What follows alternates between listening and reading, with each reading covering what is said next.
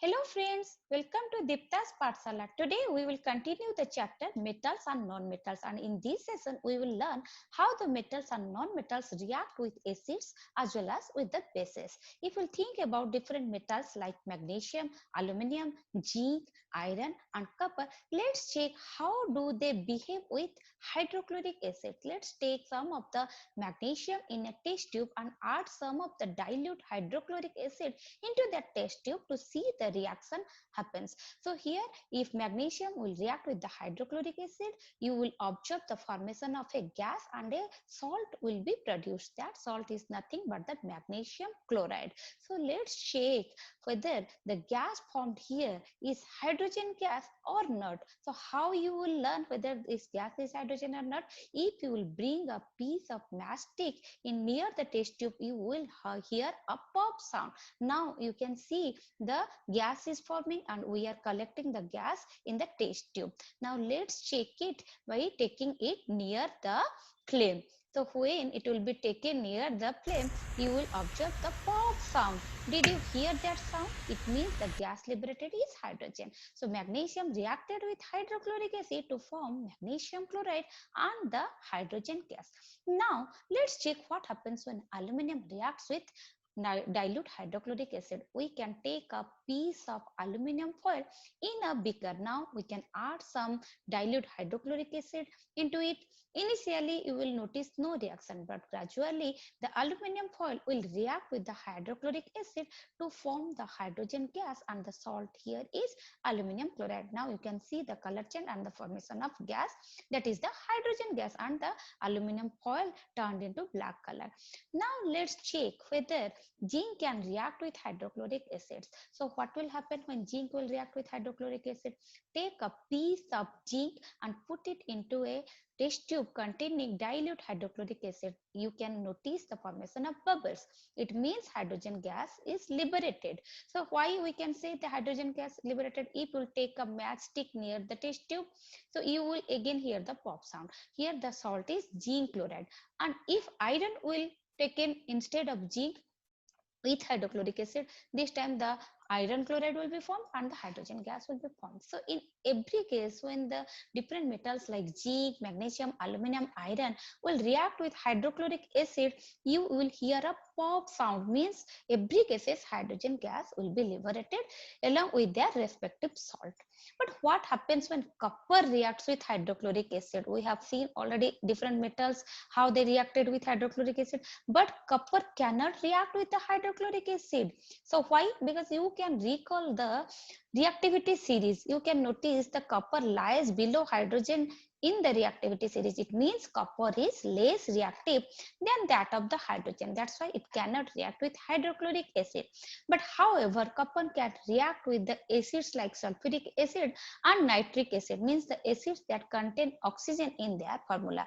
Now let's check what happens when copper reacts with the sulfuric acid while slightly heated. So it will produce the hydrogen gas and the salt is copper sulfate. So how you will notice the copper sulfate? You can observe the color change. It is becoming a little blue in color. You know the copper sulfate color is bluish in color. Now you can observe the formation of bubbles. Okay, means gas is liberated. Here in this case also the gas liberated is hydrogen gas. Now let's check what happens when zinc reacts with sulfuric acid. You can take a piece of zinc in a test tube containing sulfuric acid, dilute sulfuric acid. You will observe the formation of bubbles, means the gas is liberating, and that gas is hydrogen. Let's taste it. Okay, so you hear in this case again you will observe the pop sound. It means the gas liberated here is the hydrogen gas, and the salt this time is zinc sulfate. So zinc can react with sulfuric acid to form zinc sulfate and the hydrogen gas. Let's check what happens with iron and sulfuric acid reaction. When iron will react with sulfuric acid, this time also you will observe the bubble formation, means gas is forming. The gas is nothing but hydrogen gas again, and the salt is ferrous sulfate, FeSO4. So now you can infer that in generally the metals react with the acids to form salt and hydrogen gas. Why I said generally? Because sometimes some of the metals, they react with the nitric acid, that is HNO3, but they cannot produce hydrogen gas that time. That's why for the safer side, I said generally metals react with the acids to form salt and hydrogen gas. But what about the non-metals? When we will think about the non-metals, they do not react with acids. Non-metals do not react with acids.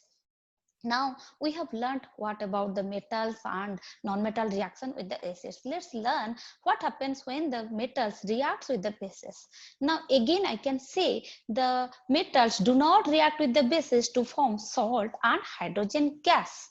Okay, so because metals are basic in nature, okay, but somehow some of the metals, they can react with the bases like sodium hydroxide. For example, the zinc and the aluminum, they can react with the aqueous solution of sodium hydroxide.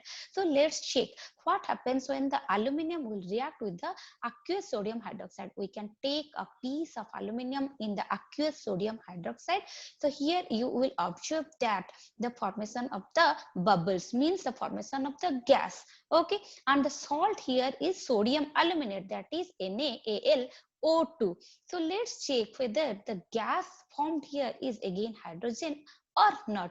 We can take a matchstick near it. So again this time you will observe a pop sound. Let's listen to the sound carefully. Okay, so now we will take a matchstick near the test tube. So you heard the pop sound. So this is the hydrogen gas.